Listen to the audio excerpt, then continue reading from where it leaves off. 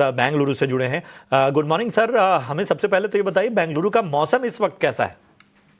हाँ, मौसम तो बढ़िया है। अच्छा है, थोड़ा धूप निकली हुई है, कल बारिश हुई थी। जी जी जी। अभी ठीक है। अभी चलिए धूप निकला हुआ है। चलिए, बहुत अच्छे। बढ़िया हमें मौसम। बताइए, आपका सवाल क्या है? कौन से स्टॉक में आपने खरीदारी की है, किस भाव पे की है? हमने अल्ट्राटेक में ये 10 शेयर लिया है सर। ठीक है। इस 11,650 में लिया हुआ है। ठीक है। Means my short term view है अराउंड 3 to 6 मंथ्स।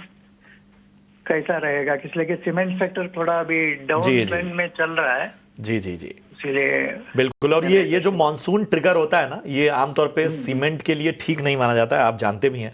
आमतौर पे ये जो समय होता है वो सही सर, कंस्ट्रक्शन। इसलिए कि अराउंड माई 13,000 में देखा था उसको। जी जी। वो तो नियरली 1,500 रुपये नीचे आ गया, इसलिए मैं एंटर हो गया। नहीं नहीं, बढ़िया बढ़िया किया आपने। वैसे तो क्वालिटी स्टॉक है और अक्सर हमारे एक्सपर्ट इस पर राय भी देते हैं।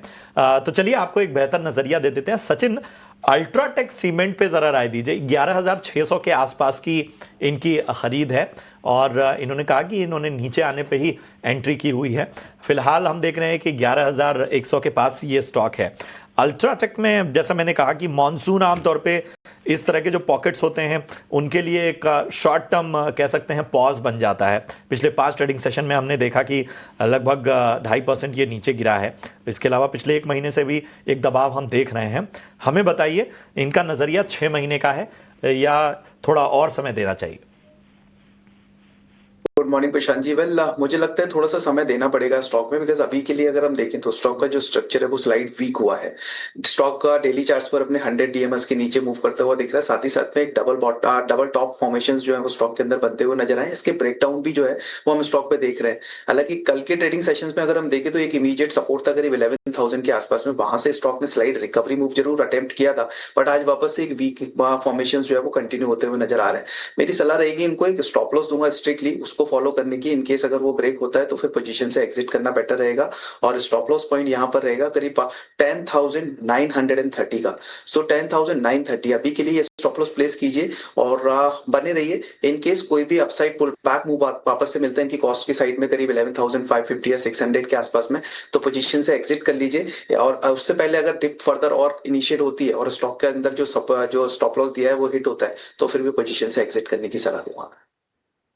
टेक सीमेंट पर सचिन की ये सलाह। लेकिन नागपुर से एसके जैन साहब फोन लाइन पर हैं। जैन साहब नमस्कार, गुड मॉर्निंग सर, क्या हालचाल, कैसे हैं? नमस्कार मैडम, बहुत अच्छे हैं। आप लोग से अच्छे होंगे? बहुत बढ़िया sir, thank you so much. मेरे पास में हाँ जी, पूछिए। एनटीपीसी है 100 शेयर एट 375। ओके। और दूसरा Jain technology 30 share eight 1285। Okay. Long term view है मेरा। लॉन्ग टर्म व्यू है ना जी? एक बार बाइंग प्राइस आपकी हम यहाँ पर कंफर्म कर लेते हैं। एनटीपीसी आपने 376 बताया है और इसमें 375 है और जेनटेक 1285। 1285 जी। चलिए ठीक है। सचिन, दोनों में ही लंबा नजरिया है।